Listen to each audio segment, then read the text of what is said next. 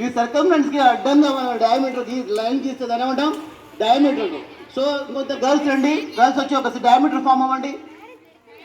రండి మా గర్ల్స్ రండి, డయామీటర్ మధ్యలో రండి, వచ్చేయండి మధ్యలో లైన్ వచ్చేయండి.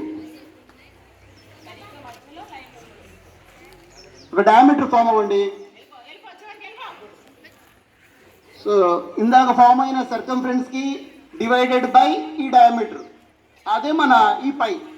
ఈ పై అనేది ఆ ఇందాక నుంచి ఉన్న circumference divided by this diameter. ఆ చిన్న సర్కిల్ కానీ పెద్ద సర్కిల్ కానీ ఏ సర్కిల్ అయినా కానీ ఆ వచ్చే డయామీటర్ అనేది ఆ పై వాల్యూ అనేది ఎప్పుడు కూడా ఫిక్స్గా ఉంటుంది. ఏ సర్కిల్కి అయినా సరే ఆ వచ్చే డయామీటర్ వచ్చే వాల్యూ వచ్చి 3.14గా ఉంటుంది. సో ఇప్పుడు ఇంకా మర్చిపోరు కదా వాల్యూ, పై వాల్యూ ఎంత? 3.14. So it is also equal to 22/7. So ఇంకొన్ని కంట్రీస్లో 22/7 కాబట్టి సెప్టెంబర్ 22ను కూడా పై డేగా జరుపుకుంటారు, 22/7 కాబట్టి. ఓకే ఓకే, ఫోటో తీస్తున్నారమ్మా? ఫోటో తీయమ్మా, ఎవరున్నారు మేడం? కళ్యాణ్ ఫోటో తీయమ్మా.